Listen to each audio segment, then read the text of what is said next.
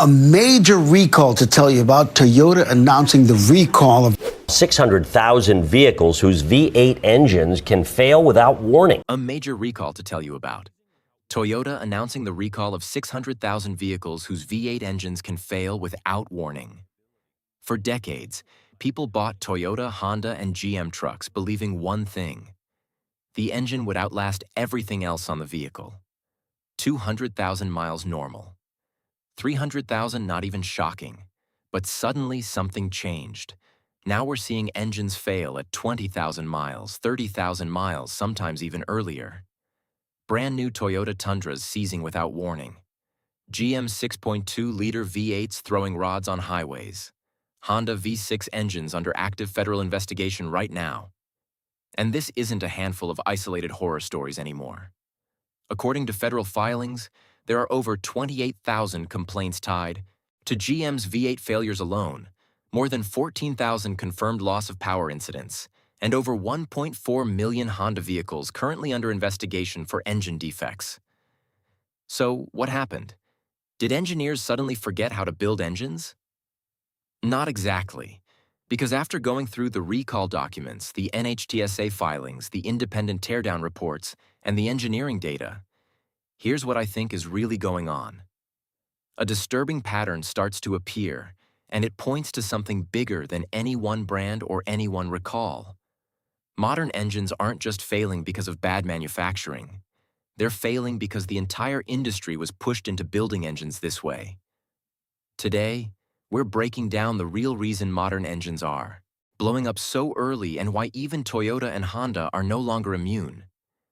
To understand why new engines are breaking, you have to first understand why old ones didn't.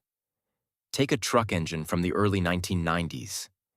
Big, naturally aspirated V8. Thick cast iron components, loose tolerances. The gaps between moving parts measured in thousandths of an inch. Heavy 10W30 oil that coated every surface with a generous protective film. Simple cooling, minimal emissions hardware. And here's one detail almost nobody talks about. Those old bearings had a thin layer of lead on the surface.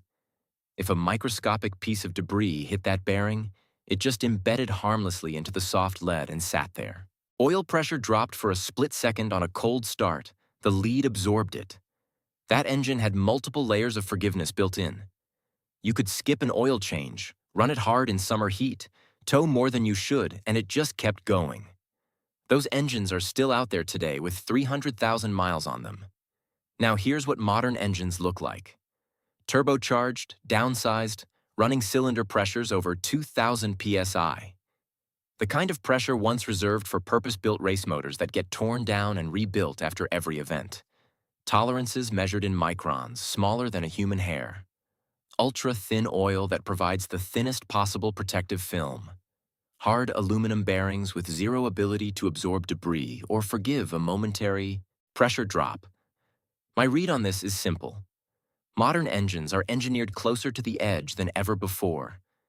And when you remove every layer of forgiveness from a system that has to work perfectly millions of times over its lifetime, small problems become catastrophic ones.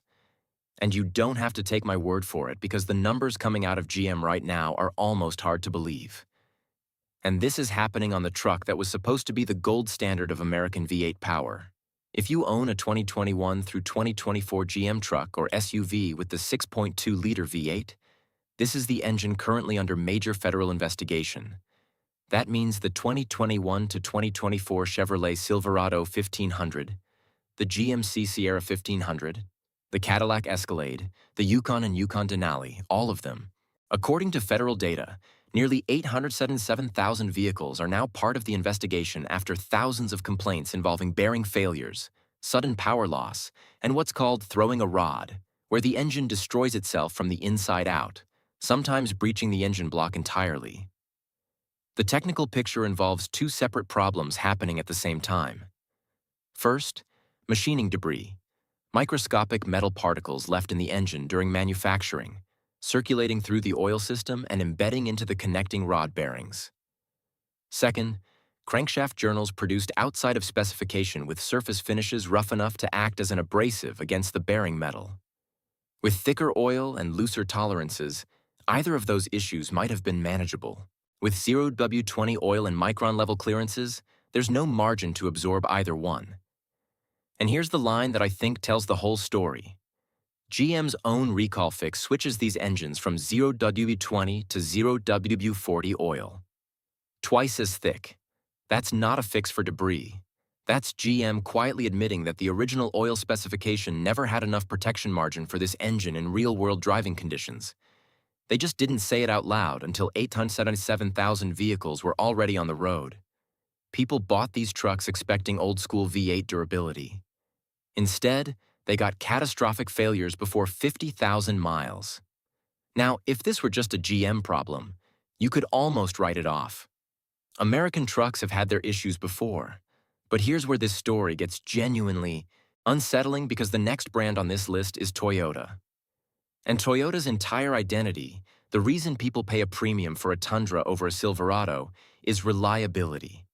So, when I tell you what's happening with their new twin-turbo V6, I want you to understand this isn't a brand that cuts corners, which makes what's happening right now even harder to explain. Toyota replacing the legendary 5.7-liter V8 with a twin-turbo V6 was supposed to represent progress.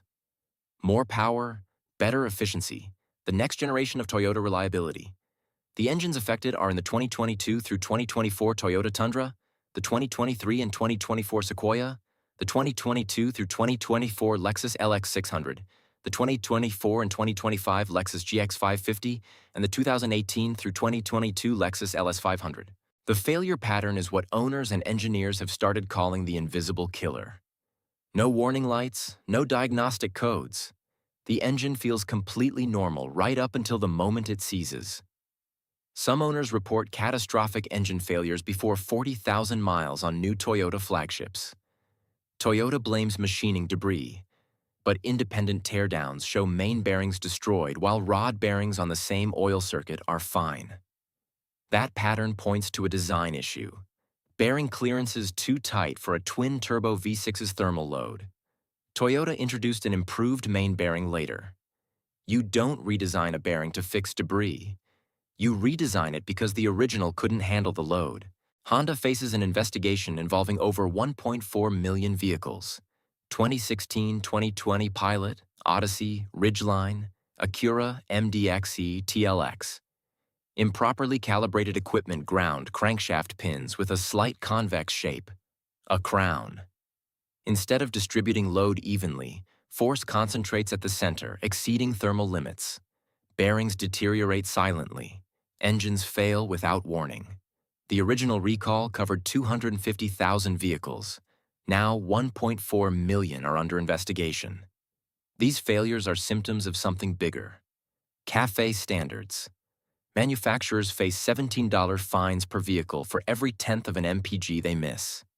Missing by 1 MPG across 2 million vehicles costs over $300 million.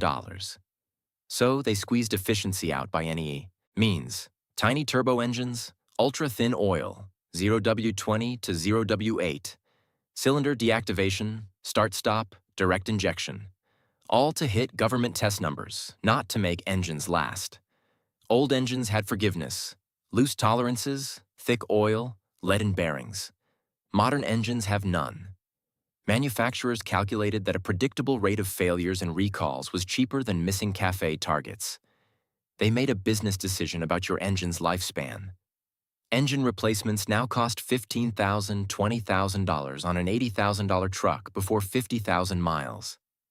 After Hyundai's Theta 2 disaster, their fix was a software update, the death code, that detects failing bearings but doesn't fix them.